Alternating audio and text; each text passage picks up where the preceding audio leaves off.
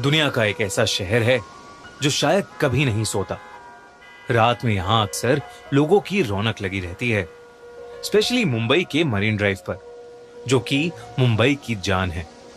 रात के अंधेरे में कई लोग यहां आते हैं और कभी ना अंत होने वाले समुद्र के व्यू को एंजॉय करते हैं। लेकिन एक रात मरीन ड्राइव पर कुछ ऐसा हुआ कि वो रात रोहन की जिंदगी की सबसे खौफनाक रात बन गई। रोहन का ऑफिस मरीन ड्राइव के पास था और रोहन लगभग हर शाम ऑफिस के बाद कुछ देर मरीन ड्राइव पर सैर करने जाता था। कुछ दिनों से उसके ऑफिस में काम का लोड बहुत ज्यादा बढ़ गया था, जिसकी वजह से उसे ऑफिस से निकलते हुए देर रात हो जाती थी। लेकिन फिर भी वो मरीन ड्राइव जरूर जाता था। उसके लिए ये एक ऐसी जगह थी जहां वो अपने दिमाग को शांत कर सकता था। एक रात उसे ऑफिस से निकलते हुए 2 बज गए। वो रोज की तरह उस रात भी मरीन ड्राइव पर गया, लेकिन उस रात हवा में एक अजीब सी ठंडक थी। मरीन ड्राइव पर ठंडी रात में अक्सर कई लोग वहां बैठा करते थे, लेकिन उस रात रोहन वहां बिल्कुल अकेला था। दूर दूर तक उसे कोई नजर नहीं आ रहा था, लेकिन वो ये सब इग्नोर करके कान में ईयरफोन्स लगाए वहां वॉक करने लगा। वो गाना एंजॉय करते हुए वॉक कर ही रहा था कि अचानक उसकी ईयरफोन्स में आवाज आनी बंद हो गई। उसका फोन अचानक से स्विच ऑफ हो गया था। ये बात रोहन को बहुत अजीब लगी, क्योंकि उसके फोन में तो करीबन 80% चार्जिंग थी। वो फोन ऑन करने की कोशिश कर रहा था जब अचानक से उसे किसी के रोने की आवाज आई। वो कुछ आगे चला तो वहां एक लड़की बैठकर रो रही थी। ये देखकर न जाने रोहन को क्या हुआ कि वो उसके पास चला गया और उससे उसके रोने का कारण पूछने लगा। उस लड़की ने बताया कि उसका नाम अंजलि है और जिस लड़के से वो प्यार करती थी और साथ रहती थी, उस लड़के ने उसे धोखा दे दिया। उस लड़की की बातें सुनते हुए रोहन वहीं पर बैठ गया। रोहन काफी देर तक वहीं उसके साथ बैठा रहा और फिर अचानक से रोहन के सर में बहुत जोरों का दर्द शुरू हो गया। वो दर्द इतना तेज था कि रोहन का पूरा चेहरा लाल हो गया और देखते ही देखते रोहन अपने होश खो बैठा। जब रोहन की आंख खुली तो सुबह हो चुकी थी और वो मरीन ड्राइव पर ही लेटा पड़ा था। उसके आसपास कोई भी नहीं था, अंजलि भी नहीं। उसे कुछ समझ नहीं आया, क्योंकि आखिरी चीज जो उसे याद थी वो ये थी कि वो अंजलि के साथ मरीन ड्राइव पर बैठा बातें कर रहा था। अगली रात रोहन ऑफिस के बाद सीधा मरीन ड्राइव पर पहुंच गया और वहां अंजलि को ढूंढने लगा। काफी देर बाद करीब रात के 3 बजे उसे अंजलि एक कोने में बैठी मिली। जब रोहन ने पिछली रात के बारे में अंजलि से पूछा तो अंजलि ने कहा कि रोहन बहुत थक गया था और वो वहीं पर सो गया। रोहन को भी लगा कि शायद सच में उसकी मरीन ड्राइव पर आग लग गई होगी। रोहन और अंजलि फिर से बातें करने लगे, लेकिन फिर कुछ देर बाद रोहन के सर में दर्द होने लगा और वो फिर से बेहोश हो गया। जब वो उठा तो वो फिर से मरीन ड्राइव पर लेटा हुआ था। रोहन को फिर कुछ समझ नहीं आया, लेकिन अब रोहन के दिमाग में सिर्फ अंजलि चल रही थी। वो अंजलि का दीवाना सा हो गया था, इतना दीवाना कि वो रोज देर रात मरीन ड्राइव पर अंजलि से मिलता और बातें करते करते बेहोश हो जाता।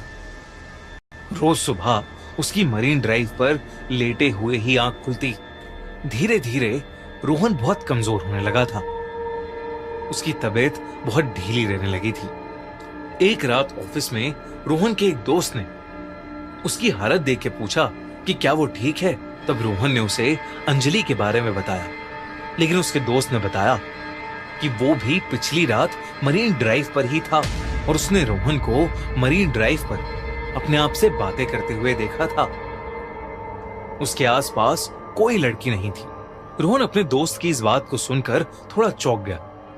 उस रात रोहन मरीन ड्राइव पर अंजलि को ढूंढ रहा था तो उसे वो कहीं नहीं दिख रही थी। वो बुरी तरह परेशान होने लगा था।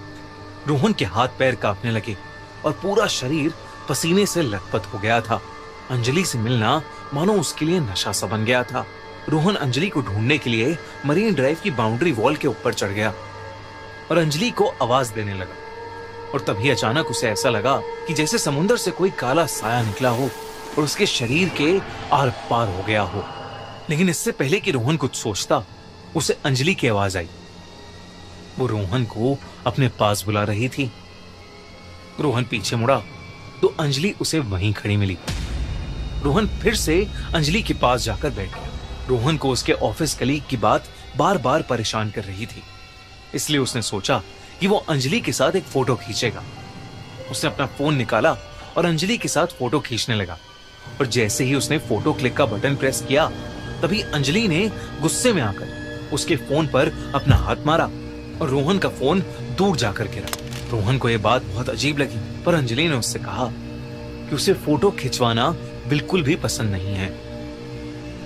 रोहन ने जब अपने फोन को उठाया तो उसने देखा कि उसके फोन में एक ब्लर्ड फोटो थी, पर उस फोटो में अंजलि के हाथ कुछ अजीब से काले दिख रहे थे। रोहन को कुछ समझ नहीं आया। तभी अंजलि ने फिर से उसे आवाज लगाई और रोहन अब थोड़ा सहम गया। रोहन अंजलि के पास गया और उसने उससे पूछा, अंजलि, हम इतने समय से मिल रहे हैं, पर तुमने कभी बताया नहीं कि तुम आखिर रहती कहां? अंजलि ने उस बात का कोई जवाब नहीं दिया। वो बस चुप होकर फिर से रोने लगी और उसके रोने की आवाज सुनकर रोहन के सर में फिर से जोरों का दर्द शुरू हो गया।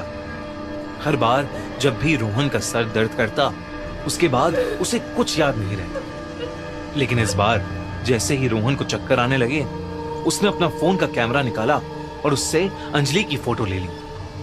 तस्वीर लेते ही अंजलि जोर से चिल्लाई, पर वो आवाज किसी इंसान की नहीं, बल्कि ऐसा लग रहा था कि वो कोई भयानक जानवर हो।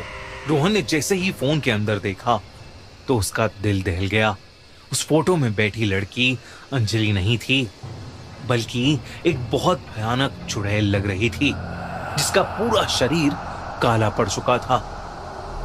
ये देखते ही रोहन के हाथों से फोन छूट गया और वो चीखता हुआ तेजी से मरीन ड्राइव से दूर भागने लगा।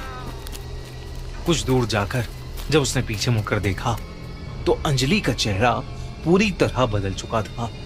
वो एक भयानक चुड़ैल दिख रही थी और वो चुड़ैल धीरे धीरे समुंदर में जाके कहीं गायब हो गई। रोहन को अपनी आंखों पर विश्वास नहीं हो रहा था। जब उसने आसपास के सामान बेचने वालों से पूछा तो एक बूढ़े आदमी ने उसे बताया कि कई साल पहले एक लड़की रोज रात में आकर मरीन ड्राइव पर रोती थी। लोग कहते थे कि उसके लवर ने उसे धोखा दे दिया और उसे छोड़कर चला गया, और इसी दुख में उसने एक रात मरीन ड्राइव पर पानी में कूदकर अपनी जान दे दी। उस बूढ़े सामान बेचने वाले ने यह भी बताया कि कई लड़के रात में खुद से बातें करते देखे गए हैं और उसमें से कई लड़के समुंदर में डूबकर अपनी जान भी दे चुके हैं। रोहन को लगा कि शायद वो भी उस आत्मा के वश में आ गया था और उसकी जान बाल बाल बची। उस रात के बाद रोहन फिर कभी मरीन ड्राइव गया ही नहीं। लेकिन आज तक रोहन को रात में सपने आते हैं कि अंजलि मरीन ड्राइव के समुंदर के पास खड़ी रोहन को अपने पास बुला रही है